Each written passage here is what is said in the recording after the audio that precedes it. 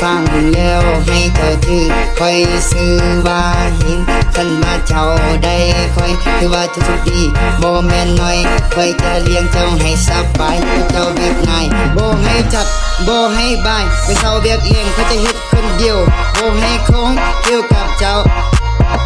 จะนึ่งเขาเป่าไฟก็ปิดแก่ไก่ล้างห้วยล้างจานเปียกงานทุกด้านเจ้าถ้าพอได้แตะให้เจ้านอนอยู่เฮียนจะหาเงินหาคำให้ใส่เสียใจค่อยลดค่อยหักเจ้าคูดเฮ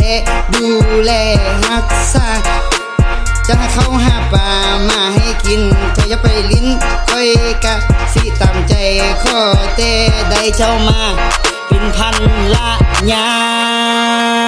เฮ้เฮ้ถ้าว่าเจ้าได้ค่อยถือว่าเจ้ามีบุญวาสนาเป็นบุญตาหิสวรรค์นำพามาเจอกับค่อย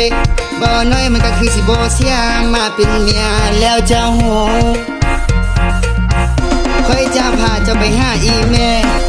ค่อยเราเป็นคนใจดีมีน้ำใจฮักลูกสาวไผเอาใจใส่เบิ่งเงียงอย่างดี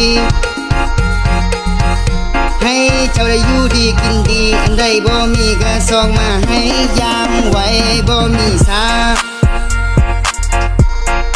ค่อยเป็นคนดีอยากกะบ่สูบหาแต่จูบเจ้าคนเดียวหมดโลกนี้ก็มีแต่ค่อยคนนี้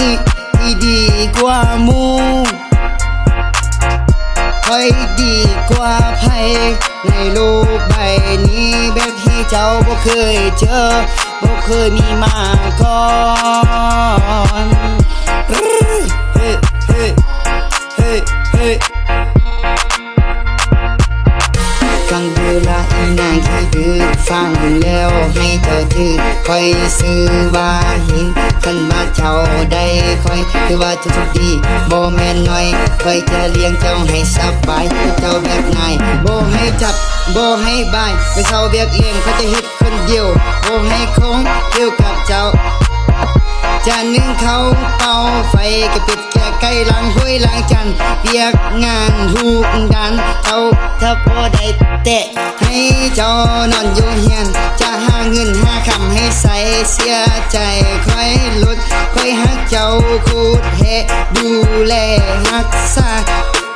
จะเข้าหาปลามาให้กินเธออย่าไปลิ้นค่อยกะสิตามใจขอเตได้เจ้ามาเป็นพันละยา